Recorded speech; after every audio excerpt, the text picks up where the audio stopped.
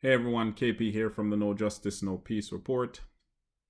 I'm going to share a story with you um, about a doctor in Boston and his interaction with the COVID vaccine.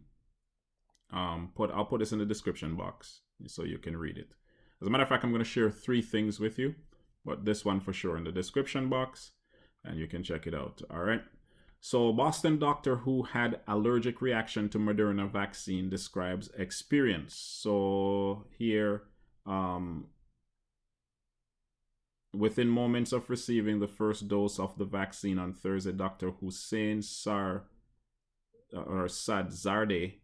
or Zadeh of Boston Medical Center said his heart began racing. He initially thought it was anxiety, he said, but then felt his tongue and throat tingling and began to go numb.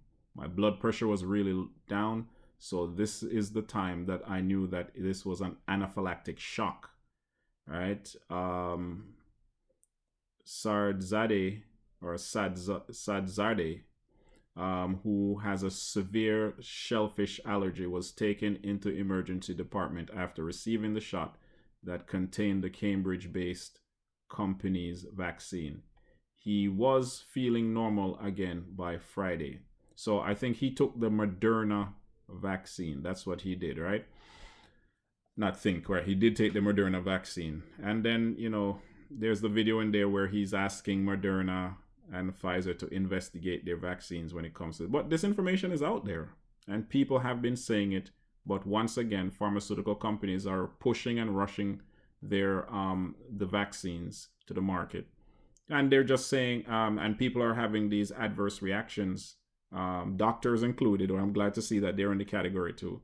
And what they're saying is that, well, it's normal. Bell's palsy. That's normal. Your face to be twisted and contorted. That's normal. No, it's not. Right? But this is there. Once again, you have an allergy, so any type of allergy, be careful of the vaccine, right? You might not be as fortunate as this doctor. Okay, that's one. The other story is this one is, let me see here, from the 20th of this month. Study investigates effects of COVID-19 vaccine on male fertility. Male fertility. Lead researchers Dr. Ranjith Ramasamy, a reproductive urologist with U Health, initiated an earlier study which found the virus was present in the testicles for up to 6 months following infection. That spurred his team to question the virus's effect on sperm and reproduction. His team is now looking at the potential impact of the vaccine as well. All right, a very short article, but I want you to catch this part to the article here.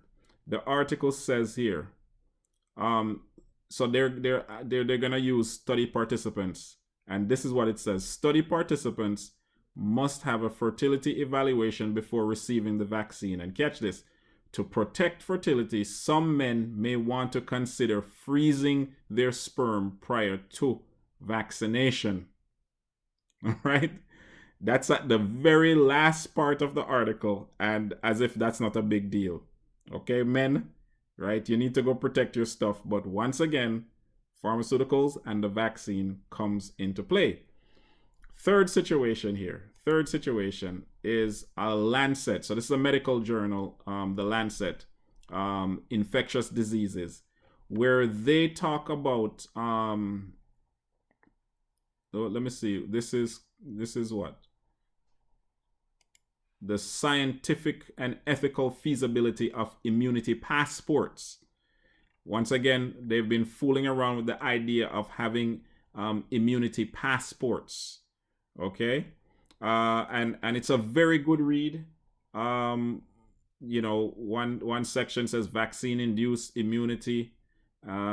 Ethical arguments: are immunity passports ethical? I think it's a very good read. And then I'll give you like a couple lines here. Ethical objections: despite these advantages, some people have strongly opposed immunity passports. In numerous articles, ethicists Natalie Koffler and Francois Baylis have claimed that immunity passports are the height of folly and should be fought against tooth and nail. Koffler and Baylis have highlighted how in 19th century New Orleans, LA, USA presumed immunity to be yellow fever was weaponized to justify white supremacy, and have warned that immunity passports could cause similar effects in modern day. The WHO have also expressed concern about immunity passports. So it's a good read. It's from the Lancet. I think in terms of looking at the situation here and what we're dealing with the pharmaceutical companies and vaccines, there are so many different areas and things come into play now. Wear masks, wash your hands, social distance, getting a lockdown, and now they're talking about mandating the vaccine, so you need an immunity passport now. That was not a conversation that we were having prior to COVID, and of course that's understandable. We didn't have COVID.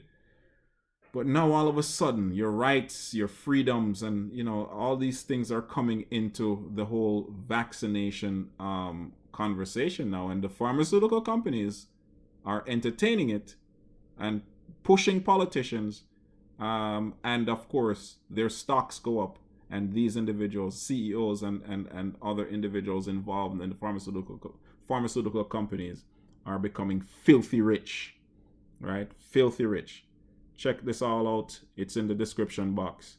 Take care of yourself. It's your boy KP here. Stay woke and stay red.